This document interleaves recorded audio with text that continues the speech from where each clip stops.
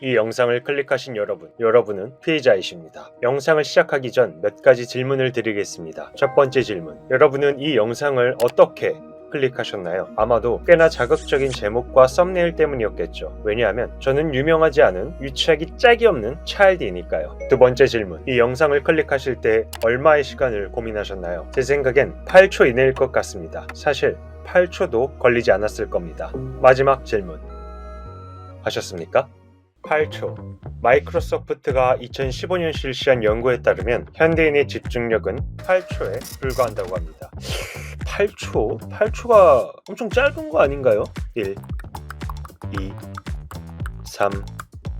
도저히 못 세겠어요. 인간의 집중력이 8초나 된다니. 와, 이거 엄청난 건데요? 2000년에 12초였던 집중력이 2013년에 8초니까 13년 사이에 4초가 줄었습니다. 이대로 30년이 흐른다면 집중력은 0초가 되겠군요. 아니, 내가 고자라니, 에이은, 내가 금붕어라니. 금붕어의 집중력이 9초라고 하니까 사실 우리는 이제 금붕어만도 못한 인간인 거죠. 우리는 어쩌다 이렇게 금붕어만도 못한 집중력을 가지게 되었을까요? 한때 미국에서는 이러한 현상을 지칭하여 디지털 골드피쉬라는 말을 붙였습니다. 말 그대로 디지털 금붕어인 거죠. BBC의 기사에 따르면 우리가 디지털 금붕어가 된 이유는 인터넷 때문이라고 합니다. 인터넷에서 한 가지 집중하지 못하고 다른 컨텐츠로 마구 옮겨다니면서 집중하지 못하는 습관이 생겼다는 거죠. 그런데 놀랍게도 2002년도 기사입니다. 스마트폰도 없던 시대에 인터넷 보급을 경계했던 겁니다. 지금 생각하면 참 우스운 일인 것 같습니다. 그러나 이런 걱정은 계속해서 있어 왔습니다.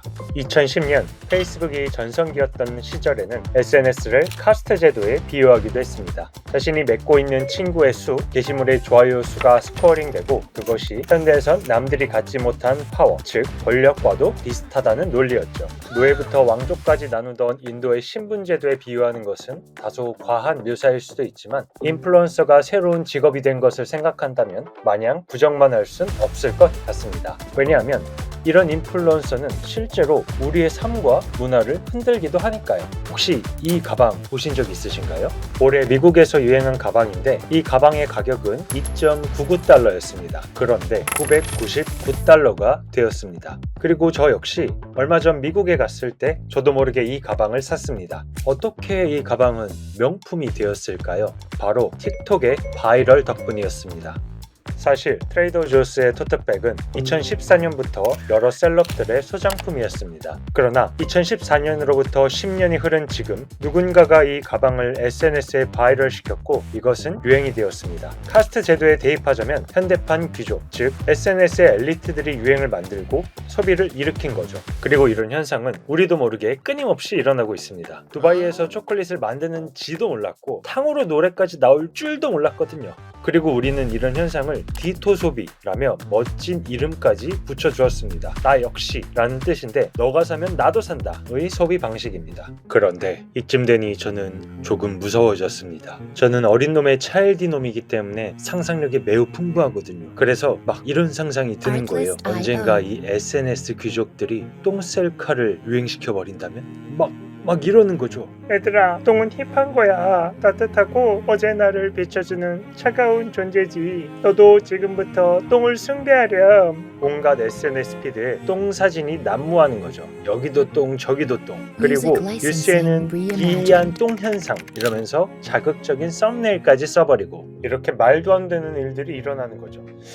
그런데 사실 말하면서 든 생각이 뭐냐면 SNS의 황제인 일론 머스크가 트위터에 자기 똥 사진을 올리면서 이거 꽤 힙한 거야 라고 한다면 이거 진짜 유행이 될 수도 있는 거 아니야? 라는 생각이 들었어요. 진심으로요. 그래서 저는 이런 세상에서도 살아남을 수 있는 차일디가 되기 위해서 또 차일디적 사고를 했습니다. 뭐냐면 내 의지로 할 수 있는 걸 하자. 이건 또 뭔 갑작스런 헛소리야 하실 수 있습니다. 제가 인용하고 싶은 말이 있는데 어떤 말이냐면 우리는 종이책을 읽어야 한다. 책은 디지털 시대에서 내 의지로 페이지 한 장 한 장을 넘길 수 있는 거의 유일한 의지 활동이다. 책을 읽는 데에는 여러 가지 장점이 있습니다. 지식을 얻을 수 있다. 기억력이 향상된다 등. 하지만 이 시대의 종이를 읽는 것의 가장 큰 장점은 페이지를 내 의지로 넘겨야 한다는 내 의지가 반영된다는 것입니다. 자극적인 드라마와 영화, 틱톡과 유튜브 영상 속에서 살고 있는 우리는 대부분의 정보를 그들이 제공하는 방식의 수동적인 방식으로 받아들이게 됩니다. SNS 엘리트들은 이 사실을 너무나 잘 알고 있고 그런 우리의 심리를 이용해서 시청하면 멈추기 힘든 영상을 끊임없이 생산해내죠. 이런 흠난한 세상 속에서 나의 의지로 쉽게 할 수 있는 것은 종이를 읽는 것입니다.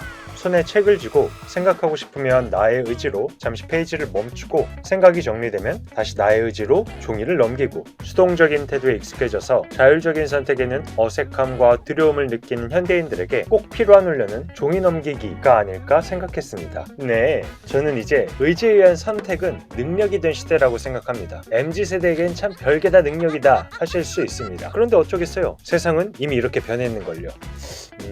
얼마나 변했냐면요. 전화 공포증이란 말이 생겼습니다. 저는 이 말을 듣고 뜨끔했습니다. 저도 전화보단 카톡과 DM이 편하거든요. 그리고 이 현상은 MZ세대에게 주로 보이는 증상이라고 합니다. 물론 전화 진동이 울리는 것이 생활을 방해하고 전화가 나쁜 소식에 대한 불안감을 유발하기도 하지만 가장 큰 이유는 전화를 받는 행위 자체가 어색하기 때문이지 않을까 생각했습니다. 내 의지로 전화를 받아야 하고 내 의지로 끊어야 하기 때문이죠. 왜냐하면 우리는 유튜브 영상처럼 수동적으로 정보를 받아들이는데 너무 익숙해져 버렸거든요. 여러분이 지금 제가 제공하는 정보들을 멈추지 않고 흡입하는 것처럼요. 저는 트레이더 조스의 가방을 사고 전화를 피하는 제 자신을 보면서 이런 생각이 들었습니다. 나는 이미 SNS 엘리트들에게 지배당한 노예는 아닐까? 수동적으로 수집된 정보가 나를 대체해 가고 있는 건 아닐까? 저도 모르게 말이죠. 저도 페이스북의 시대부터 지금까지 10년 넘게 SNS를 사용하면서 SNS는 빼놓을 수 없는 생활의 일부가 되었거든요.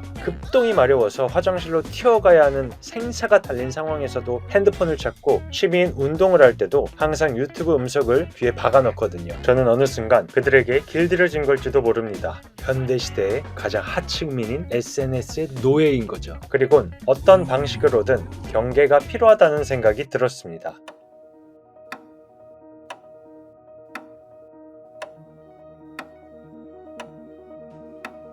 마지막 질문. 여러분은 왜 이 영상을 클릭하셨습니까? 여러분의 의지셨습니까? 저는 그 이유를 명확하게 알고 있습니다.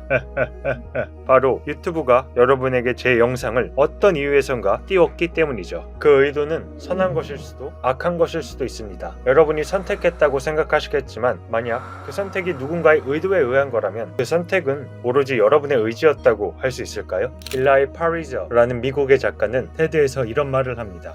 인터넷은 제게 아주 다른 것을 의미했습니다. 세계와의 연결을 의미했죠. 저는 인터넷이 우리 민주주의 사회에 유익할 것이라고 확신했습니다. 하지만 온라인에서 어떻게 정보가 공급되는지, 변화가 존재하는지 그것은 눈에 띄지 않죠. 그리고 거기에 관심을 가지지 않으면 진짜 문제가 될 수 있습니다. 저는 진보적 성향을 가지고 있습니다. 하지만 저는 늘 보수적 성향의 사람들을 만나려고 노력했습니다. 저는 그들의 의견을 듣는 걸 좋아하거든요. 그런데 어느 날 알게 되었습니다. 제 세상에서 그들이 사라졌다는 걸요. 제 인터넷 세상엔 진보주의자들밖에 남지 않았죠. 그런데 놀랍게도 이 영상은 13년 전인 2011년도 영상입니다. 인터넷이 얼마나 똑똑해졌을지 감도 안 오는 시간입니다. 엘리 파리저는 필터 버블로 이 현상을 설명하는데 알고리즘의 선택에 의해 나의 필터에는 내가 좋아하는 것들로만 채워지고 무엇이 편집되었는지 전혀 알 수가 없다는 거죠. SNS를 거부하기에 우리는 돌아올 수 없는 길을 와버렸습니다. 그들은 너무 커버렸고 필수적이 되어버렸고 교묘해졌습니다. 이런 세상에서 우리는 어떤 방식으로 SNS를 이용해야 하는 걸까요? 여러분들은 어떻게 생각하시나요? 여러분만의 SNS 사용 방법을 댓글로 나눠주시면 감사하겠습니다. 그럼 저는 다음에도 더 유치한 영상으로 돌아오겠습니다. 찰디.